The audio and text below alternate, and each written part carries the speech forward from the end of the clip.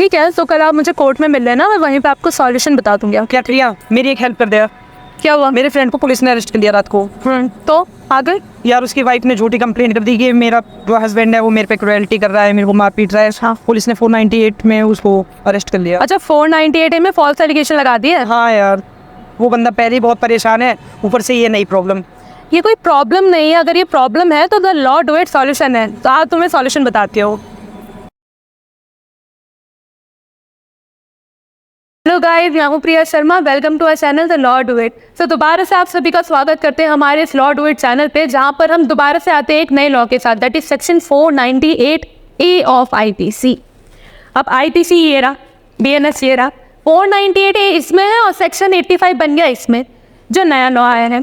पर जब हम सोसाइटी के नीड के हिसाब से अगर लॉ ही बदल रहे हैं तो क्या सोच बदलने की ज़रूरत नहीं है? हमें बिल्कुल ज़रूरत है, क्योंकि हमारे लोगों के दिमाग में ये परसेप्शन ज़रूर रहता है कि भाई महिलाओं के लिए इतना सारा कानून है, महिला ने अगर 498A के ऊपर अगर हमारे अगेंस्ट FIR फाइल करवा दी, पुलिस हमारे घर में आएगी, हमें पकड़ के ले जाएगी, हमारे रिश्तेदारों को पकड़ के ले जाएगी, जेल में डाल देगी, काफ़ी अत्याचार झेलना पड़ेगा। ऐसा है?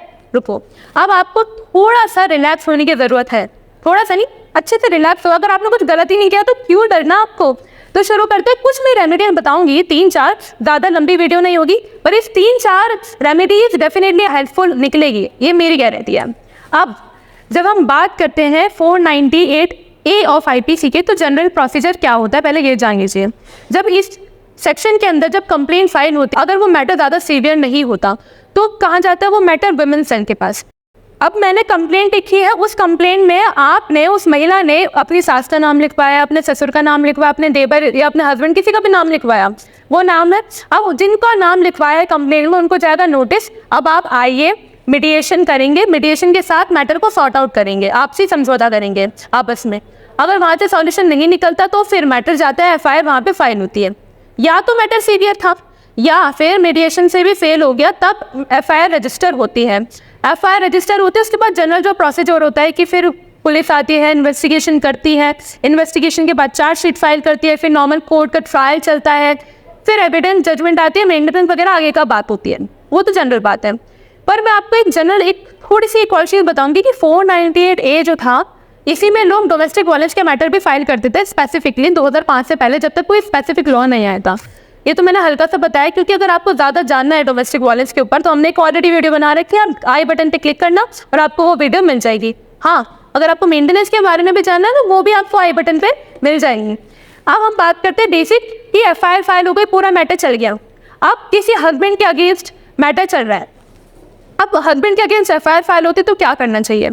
देखो, सबसे पहली स्टेज जब मैंने बात करी थी कि विमेन सेल पे जब मैटर ज़्यादा मीडिएशन में, तो ये मेरी राय रहेगी कि सबसे पहले ही जो शुरुआत की स्तर होती है, शुरुआत की स्टेज होती है, वहाँ पर आप मैटर को सॉर्ट आउट कर लेना। क्यों? क्योंकि जैसे मीडिएशन से आप FIR फाइल हुई, फिर कोर्ट जाओगे, फिर कोर्ट से नहीं मैटर हुआ, फिर हाई कोर्ट जाओगे, आप एक एक करके सीढ़ियाँ चढ़ रहे हो। जितनी ज़्यादा सीढ़ियाँ चढ़ोगे उतना ज़्यादा आपके लिए डिफिकल्ट होगा, क्योंकि पैसा जाएगा, ज़्यादा खर्चा होगा, टाइम जाएगा और आपको परेशानी भी झेलनी पड़ती है।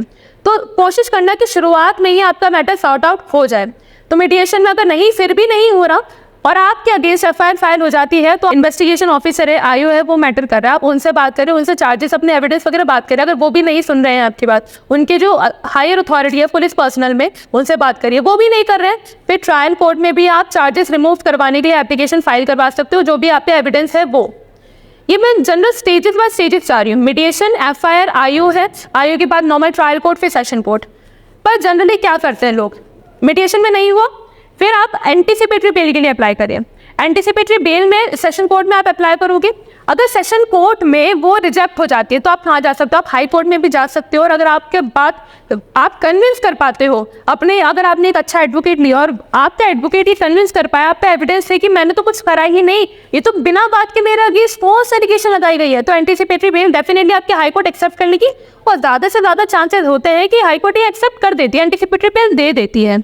ठीक है, तो दूसरा स्टेप मैंने बताया एंटीसिपेटरी बेल का। उसके अलावा आप 482 के अंदर FIR क्वैश कराने के लिए भी हाई कोर्ट जा सकते हैं। FIR क्वैश होगी, डेफिनेटली चार्जेस खत्म हो जाएंगे, मैटर सॉर्ट आउट तब भी हो जाएगा। पर एक प्रिकॉशन या एक मैं नोट ज़रूर बताना चाहूँगी कि कभी भी दिमाग में आप ये मत डालना कि मैं तो पहले जाऊँगा direct high court. High court गया, हाई कोर्ट ने मेरा मैटर रिजेक्ट कर दिया, मेरे पे तो कुछ रेमेडी नहीं बची, तो मैं गया ट्रायल कोर्ट पे। फिर ट्रायल कोर्ट क्यों सुनेगा? जब एक हायर अथॉरिटी ने डेफिनेटली आपका मैटर रिजेक्ट कर दिया, तो आप खुद ये सोच सकते हैं कि लोअर अथॉरिटी, चाहे वो पुलिस ऑफिसर हो, कोई जज हो, मजिस्ट्रेट हो, वो भी आपकी बात नहीं सुनेंगे। तो स्टेजेस बाय स्टेजेस ही जाना। तो मैं एट द एंड ये कंक्लूड करना चाहूँगी कि क्या क्या कर सकते हो। पहला, मीडिएशन में मैटर सॉर्ट आउट करो। नहीं हो रहा है, जो इन्वेस्टिगेशन ऑफिसर है वहाँ पे भी आप अपना बात रख सकते हो चार्जेस के ऊपर। उनके हायर अथॉरिटी है पर्सनल, उसी पुलिस स्टेशन में वहाँ पे बात रख सकते हो।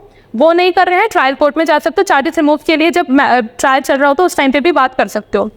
ये तो जो बात बताइए इन्वेस्टिगेटिंग ऑफिसर और ट्रायल की, इसको साइडलाइन करते हुए भी मीडिएशन के बाद जब एफआईआर फाइल होती है तो डायरेक्ट आप एंटीसिपेटरी के लिए अप्लाई करिए। एंटीसिपेटरी अप्लाई करने के बाद भी आप एफआईआर क्वैश कराने के लिए भी हाई कोर्ट में जा सकते हो। ये कुछ रेमेडीज है, अगर आप ये रेमेडी फॉलो करते हो तो डेफिनेटली कुछ ना कुछ आपको रिलीफ मिलेगा। और एक एट द एंड में आपको एक जजमेंट बता दूँ, क्योंकि लोगों को एक बहुत डर होता है कि लोगों को अगेंस्ट अगर ये एफआईआर फाइल हो गई 498A IPC में, तो लोगों को जेल में डाल दिया जाएगा, हस्बैंड को जेल में डाल दिया जाएगा, उनके रिलेटिव्स को जेल में डाल दिया जाएगा जिनका कंप्लेंट में नाम है। पर 2014 में ये सुप्रीम कोर्ट ने क्लियर कट डायरेक्शन दे रखी है। ये बात आप ज़रूर जान लीजिए कि अगर 7 साल से कम की सज़ा वाला मैटर है तो वहाँ पर आपको 41 CRPC के नोटिस के बिना आपको पुलिस अरेस्ट कर ही नहीं सकती। अगर पुलिस ने अरेस्ट कर दिया तो वो पुलिस क्या कर रही है? कंटेम्प्ट ऑफ कोर्ट कर रही है। तो ये आपका ये अधिकार है जो आपको पता होना चाहिए कि अगर 7 साल से कम की सज़ा है तो आपको अरेस्ट नहीं किया जा सकता। तो बस आज की वीडियो में बस इतना ही। ये कुछ अगर रेमेडीज़ आप फॉलो करिए तो डेफिनेटली आपको कुछ ना कुछ रिलीफ मिलेगा। तो थैंक यू सो मच। अगर आपको हमारी वीडियो अच्छी लगी तो kindly like, share and subscribe our video for more further update. Thank you so much.